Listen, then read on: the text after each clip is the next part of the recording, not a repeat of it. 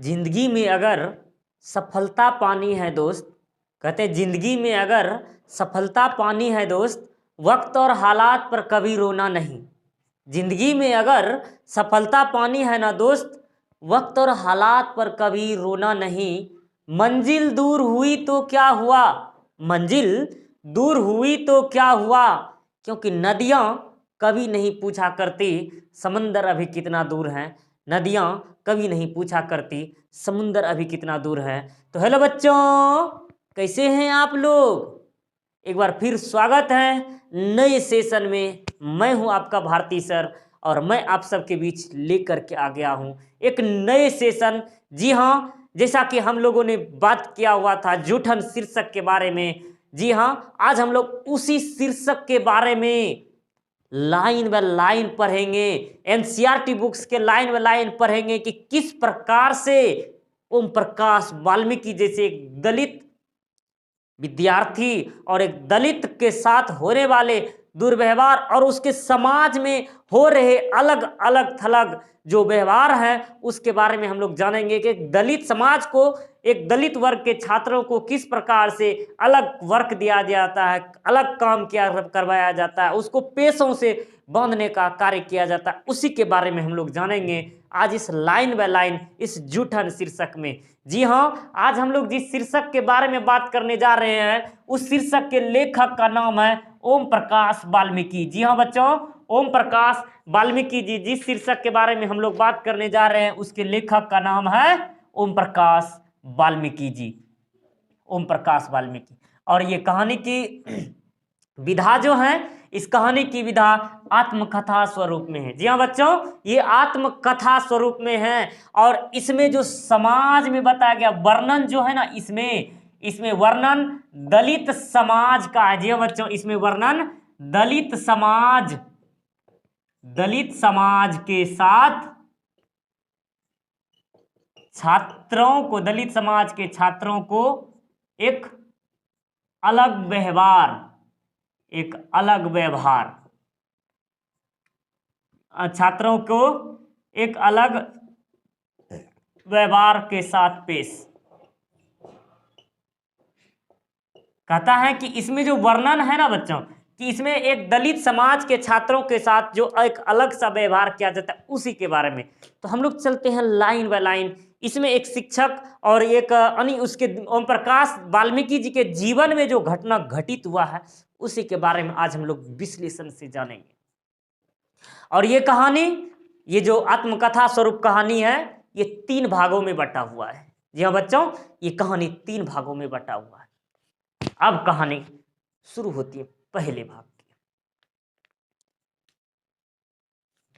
अब कहते हैं एक रोज हेडमास्टर कलीराम। जी हाँ बच्चों, एक हेडमास्टर का नाम था कलीराम। यहां पॉइंट्स हम लोग नोट्स करते जाएंगे।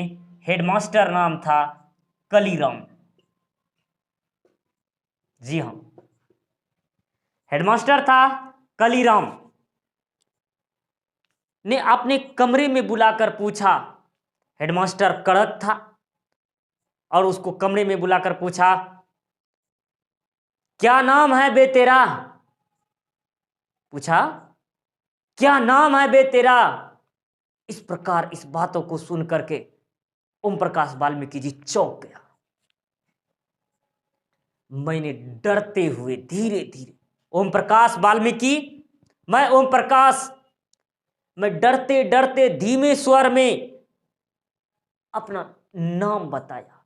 अर्थात अपना नाम उन्होंने ओम प्रकाश डरते डरते धीमे स्वर में बताया। हेडमास्टर को देखते ही, हेडमास्टर इतने कड़क थे, इतने खड़ूस थे कि उसको देखते ही सारे बच्चे स्कूल में सहम जाते थे। यूं के पूरे स्कूल में उसकी बादशाहत थी। पूरे स्कूल के विद्यार्थीगण उसके दहशत में थे और डर जाते थे। पूछा, चूहे का है? हेडमास्टर ने दूसरा सवाल किया, चूहे का है?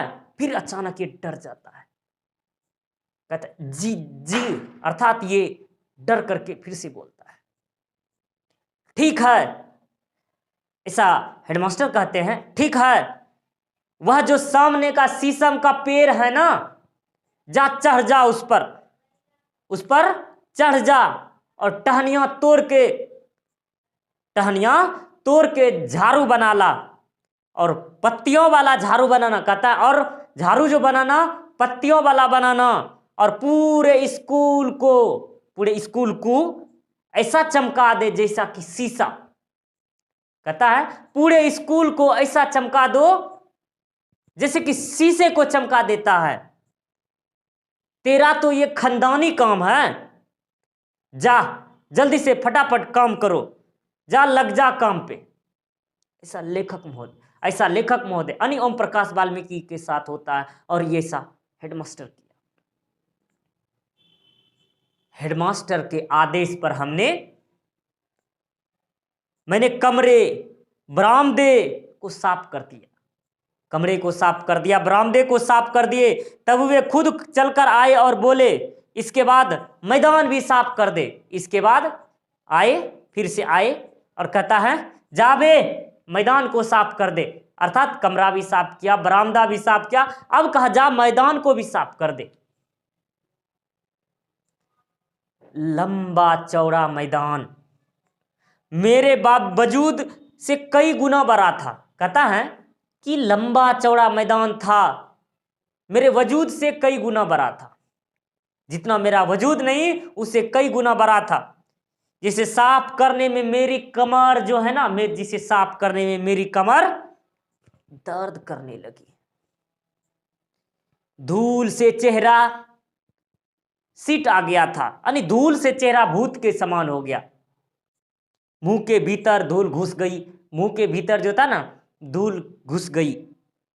मेरी कक्षा में बाकी बच्चे पढ़ रहे थे, मेरे कक्षा के जो बाकी बच्चे थे वो पढ़ रहे थे, और मैं झाड़ू लगा रहा था, झाड़ू लगा रहा था। हेडमास्टर अपने कमरे में बैठे हुए थे, लेकिन निगाहें, उसकी जो निगाहें थी ना, मुझ पर ही टिकी हुई थी। पानी पीने तक की भी इजाजत नहीं थी, पानी पीने की भी इजाजत नहीं थी। पूरा दिन मैं झाड़ू लगाता रहा। तमाम अनुभवों के बीच कभी इतना काम नहीं किया था मैंने अपने पूरे जीवन काल में। जितना भी अनुभव हमको हुआ अपने जीवन काल में, कभी भी हमने इतना काम नहीं किया हुआ था। वैसे भी घर में भैयों का मैं लाडला था। मैं अपने घर में, वैसे भी मैं अपने घर में भैयों का मैं बड़ा ही लाडला था। दूसरे दिन स्कूल पहुंचा, जाते ही हेडमास्टर ने फिर स्कूल में झाड़ू के काम पर लगा दिया। दूसरे दिन मैं फिर जैसे ही स्कूल पहुंचा, फिर से वही झाड़ू हाथों में थमा दिया, और पूरे दिन झाड़ू ही देता रहा। पूरे ही दिन झाड़ू को ही लगाता रहा। मन में एक तसल्ली थी, मेरे मन में जो थी ना एक तसल्ली थी, कल से मैं कक्षा में बैठ जाऊंगा। मेरे मन में ये तसल्ली थी, कल से मैं कक्षा में बैठ जाऊंगा। तीसरा दिन हुआ, मैं कक्षा में चुपचाप जाकर के बैठ गया, चुपचाप एक कोने में जाकर के बैठ गया, चुपचाप। थोड़ी देर बाद सिंह के समान यूं मानो एक दहाड़ सुनाई पड़ी। उसकी दहाड़ सुन करके मैं बेचारा थर कांपने लगा। एक त्यागी लड़के ने चिल्ला कर कहा, मां साहब वो बैठा है कोने में, वो बैठा है कोने में। हेडमास्टर ने दबक कर मेरी गर्दन पकड़ ली, हेडमास्टर ने लपक कर मेरी गर्दन पकड़ ली, दबोच लिया। उसकी उंगलियों का दबाव, उसकी उंगलियों का ये जो दबाव था ना, मेरी गर्दन पर बढ़ रहा था। अर्थात वो जो कस करके पकड़े हुए थे, मेरी गर्दन को बहुत दब रहा था। जैसे कोई भेड़िया लोमड़ी जो होता है ना, किसी बकरी के बच्चे को पकड़ लेता, जैसे लरट्ठी पकड़ लेता है ना, ये बकरी के बच्चे को दबोच लेता है, मुंह में कस करके दबोच लेता है और उठा लेता है। मुझे कक्षा से बाहर खींच करके उसने मुझे बरामदे पर ला करके पटका, बरामदे पर ला करके पटक दिया। चीख कर बोले, जा लगा पूरे मैदान में झाड़ू, जा लगा पूरे मैदान में झाड़ू। भयभीत होकर मैं 3 दिन पुरानी वही शीशम की झाड़ू उठा ली, 3 दिन पुरानी वही शीशम की झाड़ू उठा ली। मेरी तरह के उसी सूखी पत्ते सूख कर झरने लगे थे, अर्थात मेरी तरह ही झाड़ू के पत्ते जो थे ना सूख कर झरने लगे थे। सिर्फ बची थी पतली टहनियां, सिर्फ बची हुई थी पतली टहनियां, ठूठ बची हुई थी। मेरे आंखों से आंसू बहने लगे थे और मैं उसे पोंछ रहा था। मेरी आंखों से आंसू बहने लगे थे ऐसे, और मैं उसे पोंछने लगा। रोते रोते मैदान में झाड़ू लगाने लगा। मैं रो भी रहा था ऐसे, पोंछ भी रहा था ऐसे, और झाड़ू भी लगा रहा था। स्कूल की कमरे खिड़कियों से मास्टरों और लड़कों की आंखें छिप छिप कर तमाशा देख रही थी जब मैं रो रहा था ऐसे, पोंछ रहा था और झाड़ू लगा रहा था।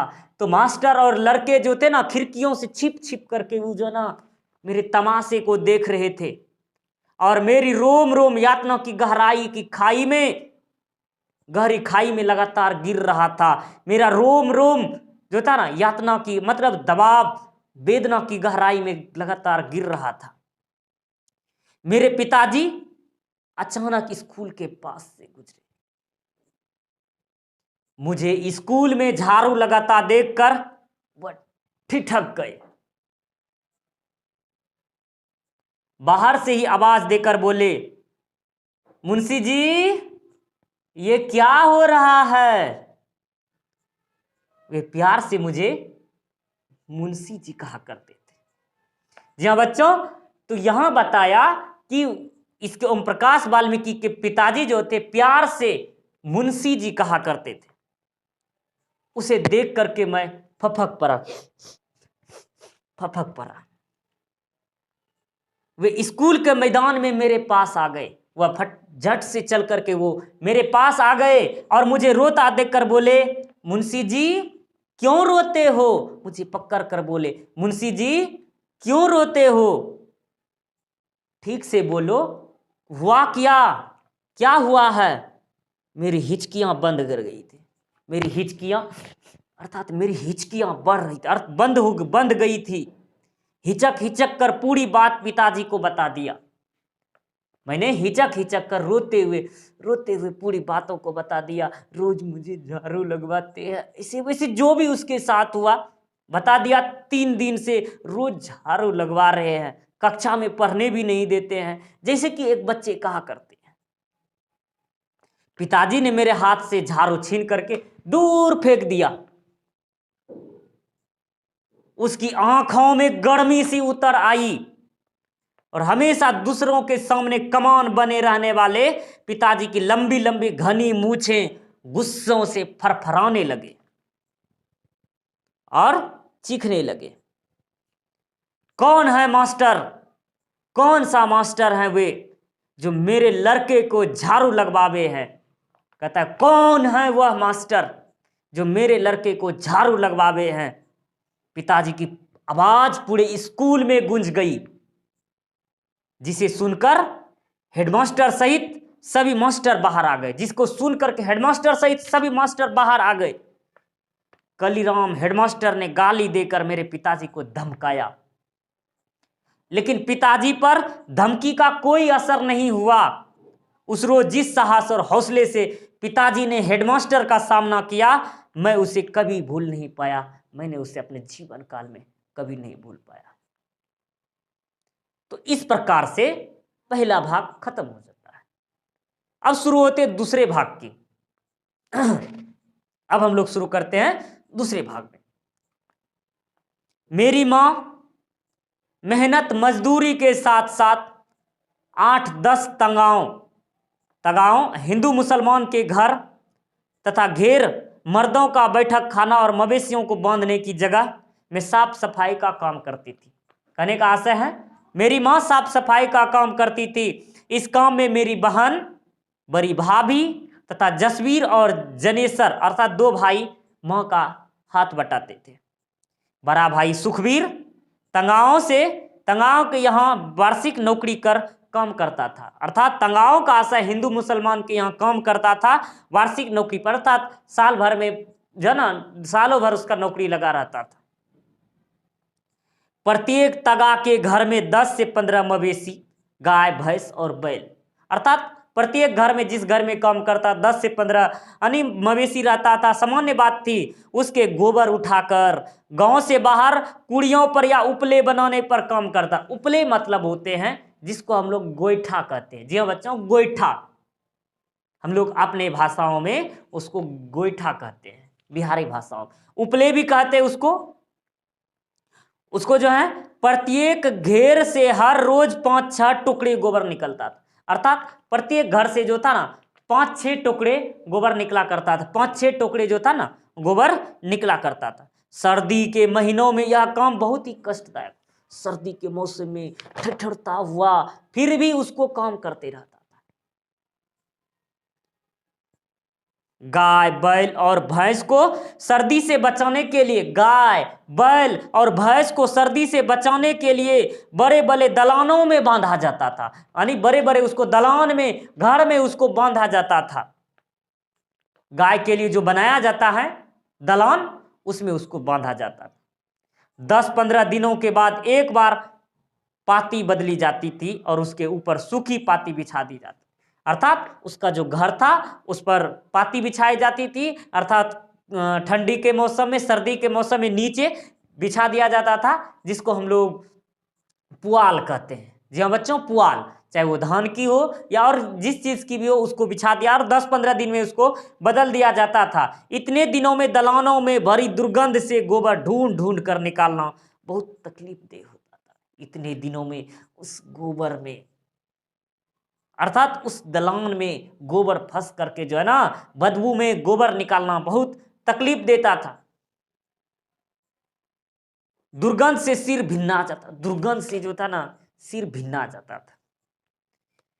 इन सब कामों के बदले में मिलता था 2 जानवर, पीछे फसल के समय 5 सेर अनाज।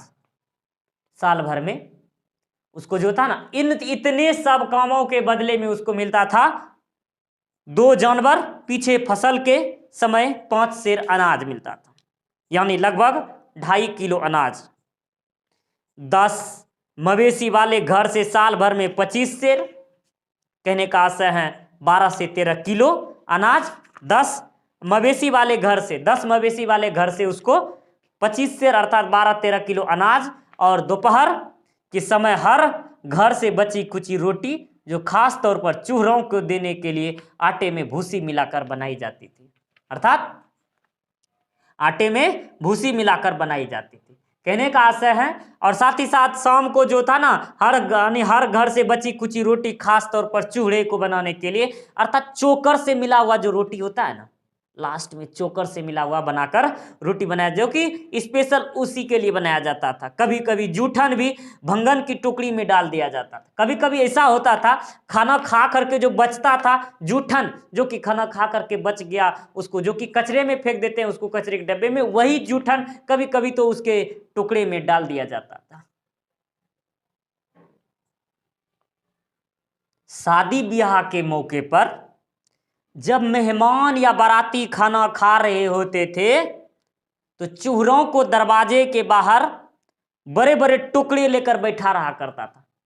अक्सर करके पहले के, मतलब आज से 5 साल पहले की बात करें, 10 साल पहले की बात करें, तो दलित समाज के लोग जो थे, जब बाराती खाना खा रहे होते थे, मेहमान जब खाना खा रहे होते थे, उस भोज स्थल के बाहर बड़े बड़े चूहे जो थे ना, टोकरे ले लेकर बैठा करता था, ताकि वो मेहमानों के थाली में जो जूठन बचेगा ना, उसको अर्थात फेंके गए पत्तल से वह झाड़ झाड़ करके वह अपने टोकरे में लिया करते थे। बारात के खाना खा चुकने पर जूठी पत्तलें उसके टुकड़ों में डाल दिया जाता था, जिन्हें घर ले जाकर वे जूठन इकट्ठा कर लेते थे। पूरी के बचे खुचे टुकड़े, पूरी के बचे हुए टुकड़े, एक आध मिठाई या टुकड़ा जो थोड़ी बहुत सब्जी पत्तल पर पाकर बाँछें खिल जाती थी। अर्थात कहता है कि भोज जो खाते थे उसके पत्तल को उसी टोकरे में डाल दिया जाता था। उस टोकरे को ले जाकर वह घर में सारे पत्तों को झाड़ा करते थे और उसी पर बची हुई पूरी और सब्जी और जो एक आध मिठाई बच जाता था उसी को पा करके वह बाँछें खिल जाती। जिस बारात की पत्तलों से जूठन कम उतरती थी, कहा जाता था कि भुक्खर लोग आए हैं, सारा चट कर गए। जिस बाराती के पत्तल से कम बचता था ना, अर्थात कोई बाराती होता है पकड़ कर समेट लेता है, जैसे कि जो है ना, जैसे मानो कई सालों से भूखे हो, भुक्खर सब कहा गया उसको।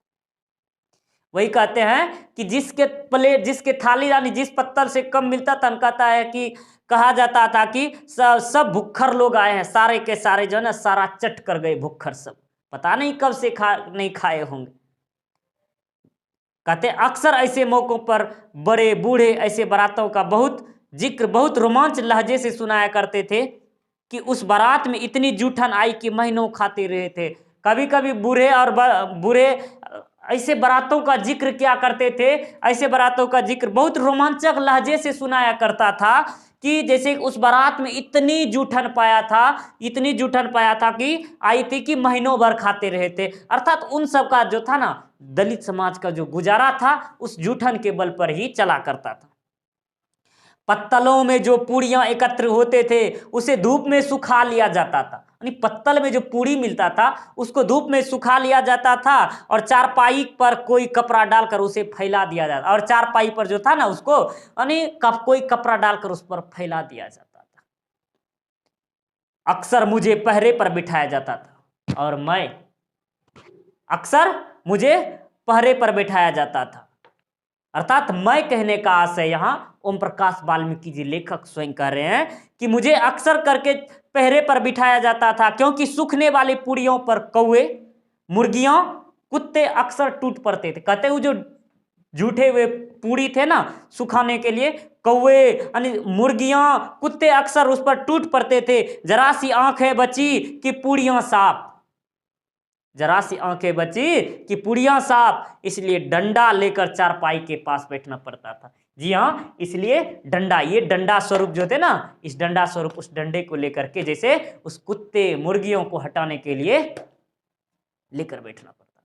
वैसे ये डंडा मेरा ये क्या कहते हैं इसको 350 इसको नाम दिया गया है जी। ये फास्ट रिलीफ के तौर पर काम करता है। तो इसी तरह से जो था ना ये डंडे को लेकर, हालांकि मैंने इसका उदाहरण बताया कि वह डंडा लेकर के जिस तरह जब बच्चे अजीज कर देते हैं तब इसका उपयोग मैं करता हूँ। हालांकि पहले मैं समझाता हूँ, पहले मैं जैसे कि महात्मा गांधी और सुभाष चंद्र बोस की तरह, मैं सुभाष चंद्र बोस की जैसे कि भगत सिंह कहते थे ना कि पहले मैं बात से समझाता हूँ फिर हथियार से, उसी प्रकार से मैं भी पहले बहुत अच्छे तरीके से समझाता हूँ बातों से। वो ऑफलाइन क्लास में होता है। तो आप लोगों को जैसे कि कहा करते थे कि ये जो थे ना कि डंडा का उपयोग उससे बचाने के लिए क्या करते थे, ये सूखी पूड़ियां बरसात के कठिन दिनों में बहुत कम आती थी। कहते हैं बरसात का जब मौसम आ जाता था उस समय कोई साधन नहीं था, और ये सूखी हुई पूड़ियां बरसात के दिनों में कम बहुत आते थे और उन्हें पानी में भिगोकर उबाल लिया जाता था। उसको जो था बरसात के दिनों में पानी में उसको भिगाकर उबाल लिया जाता था। उबली हुई पूड़ियों के बारीक मिर्च और नमक डालकर खाने का मजा बहुत आता था।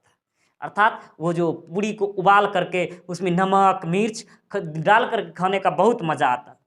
कभी कभी गुड़ डालकर लुगदी जैसा बनाया जाता था, तो कभी बड़े चाव से खाते थे। कभी कभी उसमें गुड़ डाल करके मतलब उसको लुगदी जैसा बना लिया जाता था, तो कभी बड़े चाव से खाते थे। जब मैं इन सब बातों के बारे में सोचता हूँ ना, जब मैं आज इन सभी बातों के बारे में सोचा हूँ तो मन के भीतर एक कांटे से उगने लगते हैं। कैसा जीवन था, दिन रात मर खप कर भी हमारे पसीने की कीमत मात्र जूठन फिर भी किसी को कोई शिकायत नहीं, कोई शर्मिंदगी नहीं, कोई पश्चाताप नहीं।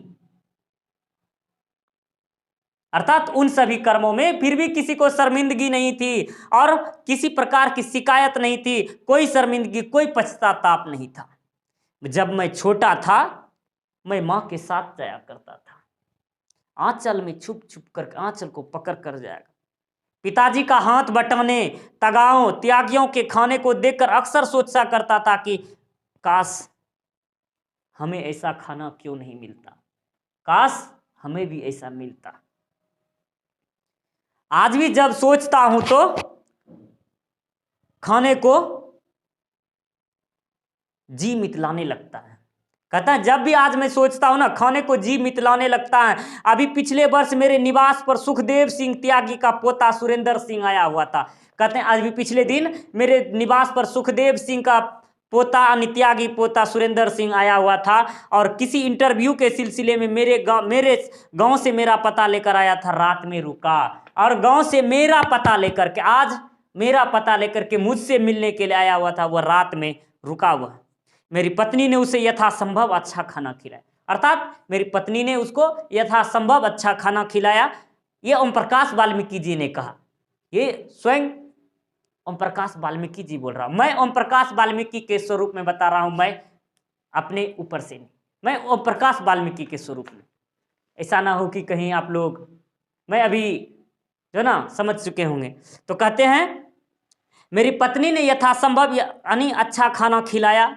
खाना खाते खाते वह बोला, भाभी जी आपके खाने का हाथ यानी आपके हाथों का खाना तो बहुत जायकेदार है।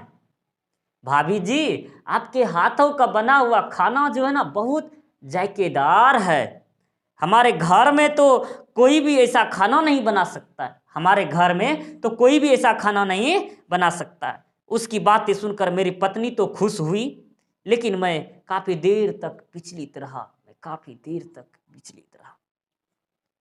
बचपन की वह स्मृति, घटनाएं मेरे मन की, मेरे दिल की दरवाजे की घंटियां जो थी ना खटखटाने लगी। सुरेंद्र तब पैदा भी नहीं हुआ था, ये तब की घटना है। सुरेंद्र तब पैदा भी नहीं हुआ था। उसकी बड़ी बुआ यानी सुखदेव सिंह त्यागी की लड़की की शादी थी। उसके यहां मेरी मां सफाई क्या करती थी। शादी के 10-12 दिन पहले से मां पिताजी ने सुखदेव सिंह त्यागी के घर आंगन को लेकर बाहर तक अनेक काम किए थे। अर्थात मेरे पिताजी 10-12 दिन से लगातार अनेकों काम किए थे। बेटी का शादी का मतलब गांव भर की इज्जत का सवाल था, पूरे गांव के इज्जत का सवाल। जब समाज में किसी शादी का, किसी बेटी का शादी होता है तो पूरे समाज का एक भार होता है, एक समाज का एक दायित्व होता है, एक ऐसे मानिए एक दायित्व के स्वरूप। इस कहीं कोई कमी ना रह जाए, गांव भर की चारपाइयों को ढो ढो कर इकट्ठा किया था पिताजी ने। खटिया जो था ना, चारपाई जो था, खटिया और चौकी को ढो ढो करके एक जगह एकत्रित किया। बारात खाना खा रही थी, बारातें खाना खा रही थी। मां टोकरा लिए दरवाजे से बाहर बैठी थी और मैं और मेरी मां और मेरी छोटी बहन, मैं और मेरी छोटी बहन माया मां से सिमटे हुए थे, इसी उम्मीद में कि मेरे भीतर से जो मिठाई और पकवानों की महक आ रही थी वह हमें भी खाने को मिलेंगे। मैं और मेरी बहन माया मां से सटे हुए थे, सिमटे हुए थे, इसी उम्मीद से कि भीतर से जो मिठाई आएंगे, पकवाने आएंगे, वो हमें भी खाने को मिलेंगे। जब सब लोग खाकर चले गए तो मेरी मां ने सुखदेव सिंह त्यागी के दलान से बाहर आते देखकर कहा, चौधरी जी इब तो सब खाना खा के चले गए, मारे जागतों को भी एक पत्तल धर को कुछ दे दो, वो भी तो इस दिन का इंतजार कर रहे थे। कहता है कि चौधरी जी इब तो सब खाना खा के चले गए, मारे जागतों को भी एक पत्तल पर धर को कुछ दे दो, वे भी तो इस दिन का इंतजार कर रहे थे। अर्थात ये थोड़ा सा कुछ अलग डिफरेंट टाइप का ये भाषाएं हैं जो कि मैं अभी अच्छे तरीके से इसको नहीं बोल पा रहा। हमारी भाषाएं मतलब कि हमारे क्षेत्रीय भाषाएं थोड़े से इससे हट करके। तो कहते सुखदेव सिंह ने जूठी पत्तलों से भरे टोकरे की तरफ इशारा किया, अर्थात जूठी पत्तल से भरे टोकरे की तरफ इशारा करके कहा, टोकरे भर के जो जूठन ले जा रही हैं, ऊपर से जागतों के लिए खाना मांग रही हैं, अपनी औकात में रह चूड़ी उठा टोकरा दरवाजे से और चलती बन, अर्थात धोप करके उसको भगा दी। बहुत तकलीफ, बहुत हर्ट हुआ। 12 दिन से काम किया और एक पत्तल खाने मांगने पर उसको इस तरह का व्यवहार, बहुत नाइंसाफी हुआ, बहुत नाइंसाफी हुई, बहुत नाइंसाफी। मैं तो कहता हूं बहुत नाइंसाफी हुई। अब आप सबके विचार में कैसा लगता है आप कमेंट सेक्शन में जरूर बताएं, ये इंसाफी है या नाइंसाफी। कोई किसी के लिए इतना एहसानमंद कार्य कर रहा है, हमें तो उसका बहुत आभार व्यक्त करना चाहिए, लेकिन उसके साथ कुछ ऐसा नहीं, गलत। अब आप कमेंट सेक्शन में हमें बताएं। फिर इस तरह से दूसरे भाग की समाप्त होती है। अब कहानी शुरू होते हैं तीसरे भाग की। अब मैं 9वीं कक्षा में था और घर की हालत बहुत कमजोर थी। एक एक पैसे के लिए परिवार के 10 सदस्य को खटना पड़ता था, अर्थात एक एक पैसा जोड़ने के लिए परिवार के सभी सदस्यों, प्रत्येक सदस्यों को खटना पड़ता था। मेरे पास पाठ्य पुस्तक हमेशा कम रहती थी, अर्थात किताब जो था हमारे पास कम रहा करती थी। दोस्तों से मांग कर भी काम चलाना पड़ता था। ऐसा होता था कभी दोस्तों से मांग मांग करके भी काम चलाना पड़ता था।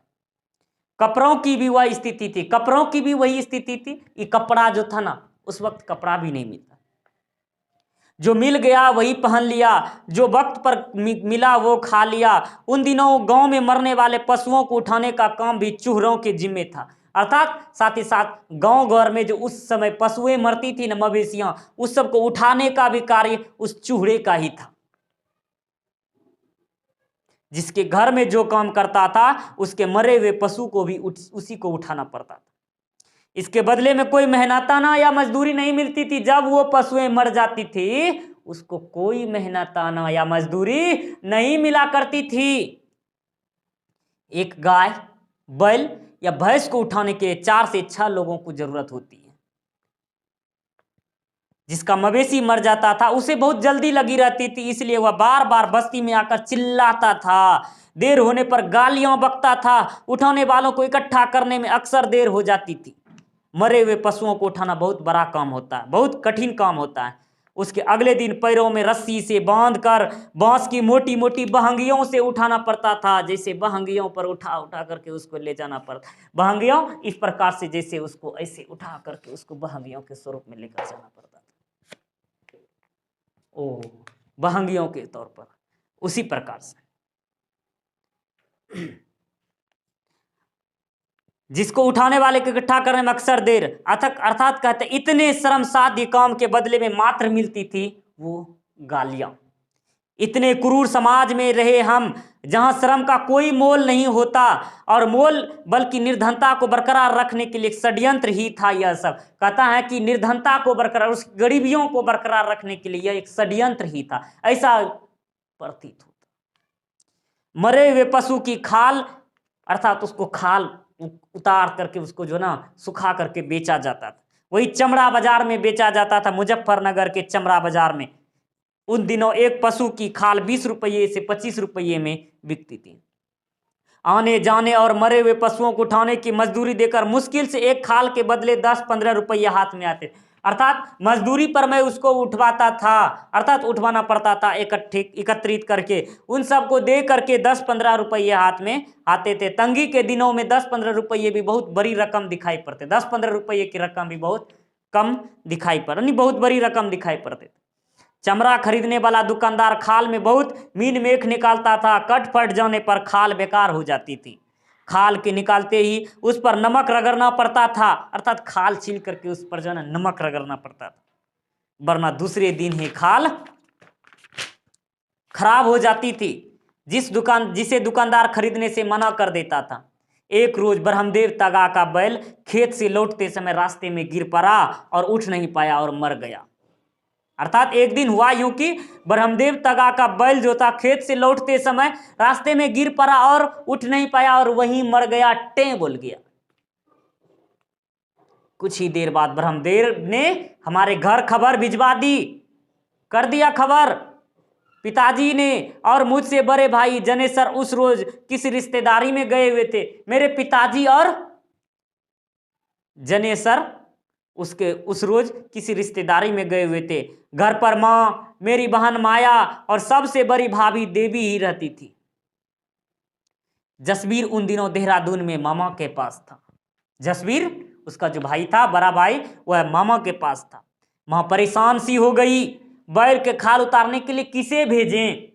बस्ती में एक दो लोग थे, लेकिन कोई भी उस समय जाने को तैयार नहीं था। बस्ती में एक आध दो लोग था, लेकिन कोई भी उस समय जाने के लिए तैयार नहीं था। माँ ने चाचा से बात किया। माँ ने चाचा से बात किया, अर्थात ओम प्रकाश वाल्मीकि जी के चाचा से बात किया। वे तैयार हो गए, लेकिन उसके साथ किसी को जाने को तो चाहिए, अकेले वो खाल नहीं उतार पाएंगे। उस समय मैं स्कूल में था। माँ ने थक हार कर मुझे ही बुला लिया।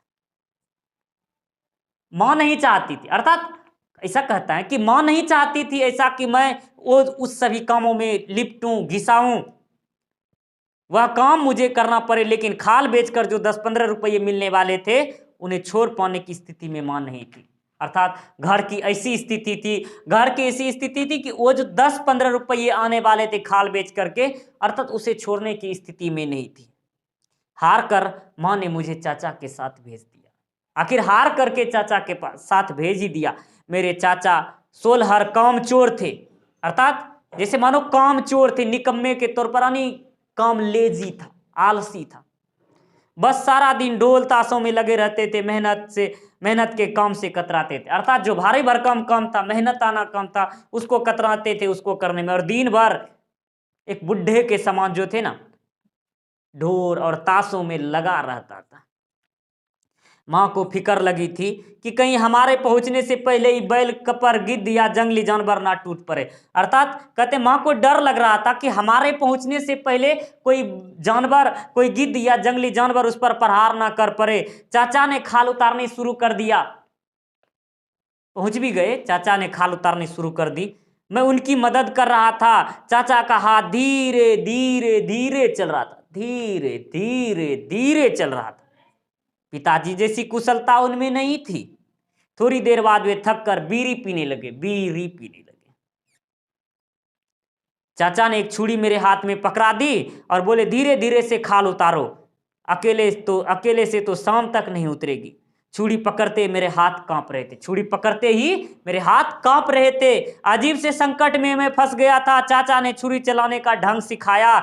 उस रोज मेरे भीतर बहुत कुछ था जो टूट रहा था। चाचा ने मेरे हाथों में छुरी लेकर के मुझे उसके नियमों को बताया खाल उतारने का। चाचा की हिदायत पर मैंने बैल के खाल उतारी थी।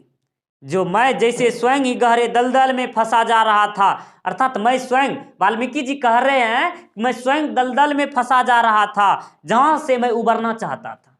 यानी जिस दलदल से मैं उबरना चाहता था, हालात मुझे उसी दलदल में घसीट रहा था। वक्त और हालात उसे दलदल में चपेट रहा। कहते हैं कोई भी इंसान बचपन से चोर नहीं होता, कोई भी इंसान बचपन से वह पेशों पर नहीं अपनाता। वह वक्त और हालात, कहते हैं वक्त और हालात उसे मजबूर कर देती हैं उन पेशों पर अपनाने के लिए। वक्त और हालात उसे अपने कदमों में झुका लेती है।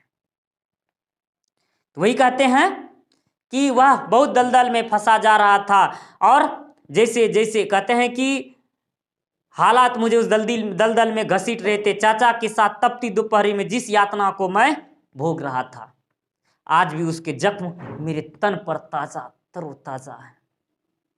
जैसे जैसे खाल उतर रही थी, मेरे भीतर का रक्त जम रहा था। जैसे मानो कि जैसे जैसे खाल उतर रही थी, मेरे अंदर का जो रक्त जम रहा था, इसे मानो खाल उतारने में हमें कई घंटे लग गए। चाचा ने खाल को जमीन पर फेंक दिया। अर्थात ओम प्रकाश वाल्मीकि जी के चाचा जी तो, अर्थात उन्होंने जो खाल उतारा उसको जमीन पर फेंक दिया और फैला दिया। उस पर लगे खून को सूखी जमीन से सोख लिया था, अर्थात फैला दिया उसको, और उस पर जो ब्लड अर्थात खून जो लगा था वह सूखी जमीन सोख लिया। चाचा ने खोलकर चादर से, यानी खाल को चादर में बांध दिया। अर्थात चाचा ने खाल को जो था चादर में बांध दिया और गठरी बना उठाकर सिर पर रख ली थी। गठरी बना करके सिर पर रख लिया था, सिर पर रख लिया था और चल दिए, सिर पर रख लिया। और लगभग 2 मील की दूरी पर हमारा घर था, लगभग 2 मील की दूरी पर हमारा घर था। बोझ के कारण चाचा को तेज चलना पड़ रहा था, और मैं हाथ में छुरी पकड़कर उसके पीछे पीछे लगभग दौड़ता आ रहा था, जैसे बसेरा जाने वाले पक्की सड़क से हम लोग बस अड्डे के पास पहुंच गए थे। गठरी सिर से उतारकर चाचा ने जमीन पर रख दी। यहां से आगे तुम ले जाओ, मैं थक गया, चाचा ने ऐसा ओम प्रकाश वाल्मीकि जी से कहा। उस रोज मैंने चाचा से बहुत कहा, लेकिन वो नहीं माने। मैंने कहा, बहुत कहा, लेकिन नहीं माने। और चाचा बस अड्डे पर भीड़ पार करा दो, मुझे स्कूल की छुट्टी का समय, मेरे स्कूल की छुट्टी का समय, कहते हैं बस अड्डे की भीड़ पार करा दो, मेरे स्कूल की छुट्टी का समय है। मेरे स्कूल के सभी साथी यह ले जाते हुए देखेंगे तो वो स्कूल में मुझे तंग करेंगे। अर्थात मैंने चाचा जी से कहा कि मेरे स्कूल से पार करा दो, छुट्टी का समय है। अर्थात वो देखेंगे तो मुझे बहुत तंग करेंगे, चिढ़ाएंगे, परेशान करेंगे। अर्थात उसके कर्मों को लेकर के वो परेशान करेंगे। लेकिन चाचा ने नहीं माना। मैंने गिड़गिड़ाया, रुआंसे आवाज में चाचा से कहा, लेकिन वो किंतु वह नहीं पसीजे। गठरी उठाकर मेरे सिर पर रख दिया। गठरी का वजन मेरे वजन से कई ज्यादा था। मजबूरन उठाकर चलना पड़ा। बस अड्डे की परिचित भीड़ में उस रोज जिस तरह से निकला, मेरा मन ही जानता है। कहता है चाचा ने उस ओम प्रकाश वाल्मीकि जी की बात नहीं माने और जबरन उसके सिर पर रख दिया। और जो उसके साथ जैसा दृश्य उस समय गुजरा और किस प्रकार उसके मन पर व्यथा गुजरी, वह तो ओम प्रकाश वाल्मीकि जी ही जानते हैं। एक भय लगातार मेरा पीछा कर रहा था, कोई देख ना ले। अक्सर करके होता है ये कि कोई मतलब ये वर्क जो था ना, ये काम बहुत थोड़ा सा शर्मिंदगी, मतलब जिसे मानो कि एक अलग तरीके का था, जिससे कि समाज में बहुत इसका मतलब यानी दूसरे तरह से बातें करते हैं इसको लेकर। तो वही इसको डर लग रहा था, कहीं हमको देख ना ले, कहीं हमारा साथी चिढ़ाएंगे। इस तरह से स्कूल में बच्चे में होता है कि उसको चिढ़ाने लगते हैं, इस तरह से उसको बहुत ज्यादा इस बात का डर था। कोई सहपाठी ना मिल जाए, अगर कोई पूछ बैठेगा तो क्या बताऊंगा, इस तरह की बातें उसके दिमाग में चल रही थी। घर तक पहुंचते पहुंचते मेरी टांगें जवाब दे गई थी। अर्थात घर तक पहुंचते पहुंचते मेरा टांग बहुत दर्द करने, और ओम प्रकाश वाल्मीकि जी का पैर जो था ना बहुत ज्यादा दर्द करने लगा। लग रहा था जैसे कि अब गिरा, अब गिरा, अब गिरा। गांव के किनारे किनारे चलकर लंबा चक्कर काटा था बस्ती तक पहुंचने के लिए। गांव के किनारे किनारे चल करके बस्ती तक पहुंचने के लिए लंबा चक्कर काटा हुआ था। मुझे उस हालात में देख करके माँ रो पड़ी। अर्थात मुझे उस हालात में देख करके मेरी माँ रो पड़ी। मैं सिर से लेकर पांव तक गंदगी से भरा हुआ था। मैं सिर से लेकर पांव तक वो जो रक्त था और गंदगी से मैं भरा हुआ था, और कपड़ों पर खून के दाग धब्बे साफ साफ दिखाई दे रहे थे। बड़ी भाभी ने उस रोज माँ से कहा था, बड़ी भाभी ने उस रोज माँ से कहा था, इनसे ये ना कराओ। कहता इनसे ये ना कराओ, हम भूखे रह लेंगे, इन्हें इस गंदगी में ना घसीटो। भाभी की ये शब्द आज भी मेरे लिए अंधेरों में रोशनी बनकर चमकते। कहते हैं भाभी की यह बात आज भी मेरे लिए अंधेरों में रोशनी बनकर चमकते हैं। मैं उस गंदगी से बाहर निकला, मैं उस गंदगी से बाहर निकल आया हूं। लेकिन लाखों लोग आज भी इस घिनौनी जिंदगी को जी रहे हैं। लेकिन आज भी लाखों लोग इस घिनौनी जिंदगी को जी रहे हैं। लेकिन आज भी लाखों लोग इस तरह से घिनौनी जिंदगी को जी रहे हैं। इस प्रकार से ओम प्रकाश वाल्मीकि जी ने अपने जीवन की घटनाओं को व्यक्त किया। कहते हैं ओम प्रकाश वाल्मीकि की कथा, आत्मकथा जो है, जूठन ने व्यापक वर्ग से, इस कहानी का सार क्या निकला, ये जो आत्मकथा इसका सार क्या, तो हम लोग इसको जाने। ओम प्रकाश वाल्मीकि जी की जो आत्मकथा है, इसने व्यापक पाठक वर्ग पर ध्यान आकृष्ट किया है। उनकी आत्मकथा का यहाँ प्रस्तुत संकलित अंश वानगी के रूप में है। इस अंश से संपूर्ण आत्मकथा को पढ़ने की प्रेरणा जगती है। और आत्मकथा और उसका संकलन अंश अंतरंजित और वास्तविक है। वास्तविकता की माटी और पानी सरीखा रंग ही इसके रचनात्मक गद्य की विशेषता है। कहते हैं वास्तविकता की जो माटी है ना, पानी सरीखा है ना, उसके रचनात्मक गद्य की विशेषता है। अपनी संवेदना और मर्म अस्परिता के कारण प्रस्तुत अंश मन पर बहुत गहरा छाप छोड़ रहा है, बहुत गहरा असर छोड़ रहा है। कहते हैं इसीलिए तो ओम प्रकाश वाल्मीकि जी की रचनाओं पर कहा है, प्रकाश जयप्रकाश करदम ने सैकड़ों जातियों में विभक्त दलित समाज का जीवन सैकड़ों जातियों में विभक्त दलित समाज का जीवन जितना विविध आयामी है, उसकी समस्याओं के भी उतने ही रूप है, उसकी समस्याओं के इतने रूप हैं। प्रत्येक जाति की कुछ विशिष्ट समस्याएं हैं, किंतु अभाव और उत्पीड़न से सभी दलित जातियों का सामान्य और सबसे बड़ा सत्य है। हजारों सालों से दलित के अन्याय, अपमान, उत्पीड़न और अभाव के पीछे प्रमुख कारण और उनका अशिक्षित होना रहा है। अर्थात ये सब जो उसका दलितों का उत्पीड़न हुआ है, ये सब अशिक्षित होने के कारण हो रहा है। अशिक्षित होने के कारण दलित ना तो अपने विरुद्ध रचे गए षड्यंत्रों और शास्त्रीय विधानों को ठीक से समझ सके हैं और ना ही उसका प्रतिकार कर सके, बल्कि इस विपरीत शास्त्र सम्मत शोषण को अपनी नियति मानकर कार्यों को कर रहे हैं। जीवन के लिए शिक्षा कितनी आवश्यक है, इसका एहसास उनको नहीं हुआ। जीवन के लिए शिक्षा कितनी आवश्यक है, इनका एहसास नहीं हुआ। इस तरह से कहा। तो बच्चों, इस क्लास में हमने लाइन बाय लाइन इस कहानी के सार को पढ़ा और समझा और जाना। हमें उम्मीद है आप लोगों को यह क्लास अच्छा लगा होगा और अपनी राय, यानी ओम प्रकाश वाल्मीकि के साथ जो दलित वर्ग समाज के लोग दुर्व्यवहार होता, उसके परिवार वालों के साथ जो व्यवहार होता था, ये सही है या गलत है, आप इस कमेंट सेक्शन में अपनी राय जरूर दें। और आपको क्लास अच्छा लगे तो आप अपने दोस्तों के साथ शेयर भी करें, ताकि यह समाज में जागरूकता फैल सके। और इस तरह से हमने इस पाठ को पढ़ा और जाना और समझा। तो आज हम लोग इस क्लास में बस इतना ही। फिर मिलेंगे हम लोग अगले नेक्स्ट क्लास में। तब तक के लिए जय हिंद, जय भारत।